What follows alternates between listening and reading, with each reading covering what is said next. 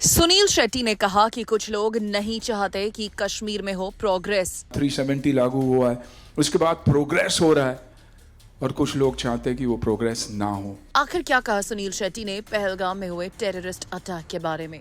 एक होके रहना चाहिए और भारतवासी होके पहला रहना चाहिए। तो I think that's the thing. Well, हाल ही में हुआ फिल्म केसरी वीर का ट्रेलर लॉन्च, जिसमें नजर आए सुनील शेट्टी, सूरज पंचोली और आकांक्षा शर्मा। जहां सुनील शेट्टी ने कहा कि उनके लिए उनका देश आता है सबसे पहले। हम चुप तब तक बैठते हैं जब तक हमें प्रोवोक नहीं किया जाता। हम सब कुछ सह लेते हैं जब तक हमें प्रोवोक नहीं किया जाता, जैसे कि हाल में भी हो रहा है। गवर्नमेंट कमाल का काम कर रही है, कश्मीर में कमाल का काम हुआ है, 370 लागू हुआ है, उसके बाद प्रोग्रेस हो रहा है और कुछ लोग चाहते हैं कि वो प्रोग्रेस ना हो।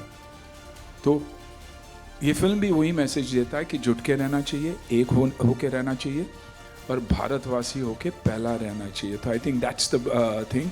तो हर हर महादेव के साथ मैं कहूँगा भारत माता की जय। और फिर उन्होंने कहा कि उनका कैरेक्टर राघवन फ्रॉम मैं हूं ना नहीं था एक विलन, क्योंकि जो देश से प्यार करता है वो भला विलन कैसे हो सकता है। और जब भी भारत की बात होती है, जब भी इंडिया की बात होती है, आई थिंक कहीं ना कहीं से वो एक एनर्जी आ जाती है। And I think my love for the country shows and it's always shown, B it in sport, B it in anything, and that is why this opportunity means a lot. और महादेव की जब बात करते हैं तो वो एक्स्ट्रा स्पेशल हो जाता है। और इसलिए जब फराह खान ने उन्हें फिल्म मैं हूं ना ऑफर की थी तो उन्होंने 2 मिनट में हाँ कर दी थी। देश से प्यार करता हो कभी विलन हो ही नहीं सकता यार।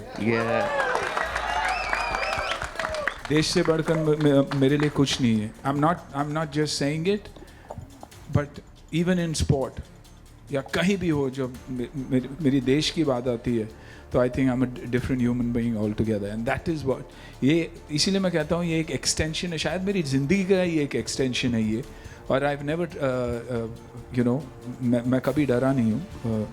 राघवन नेगेटिव था अकॉर्डिंग टू द स्क्रिप्ट, लेकिन जब मैंने सुना मुझे 2 मिनट लगे हाँ बोलने के लिए। तो वहीं सुनील शेट्टी ने ये भी नाराजगी जताई कि स्कूल बुक्स में हमारे खुद के हीरोज के बारे में नहीं बताया जाता है, हमें सिर्फ औरंगजेब, अकबर और बीरबल के बारे में बताया जाता है। आई थिंक हिस्ट्री को ही तकलीफ थी। हमारे कॉलेजेस में, स्कूल में भी कभी नहीं पढ़ाया गया।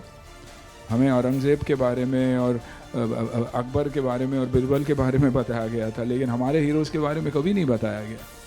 तो आई थिंक अब वक्त है बताने का, उन कहानियों को फिर से दोहराने का। The audience has changed. काफ़ी मीडियम्स है जहाँ ये कहानियाँ उन तक पहुँच सकती है, लास्ट माइल तक पहुँच सकती है, एंड यूज़र तक पहुँच सकती है। तो आई थिंक वो बहुत ही इम्पोर्टेंट बात है। वेल, क्या आप भी सहमत हैं सुनील शेट्टी के इन बयानों से? तो कमेंट करके जरूर बताइएगा।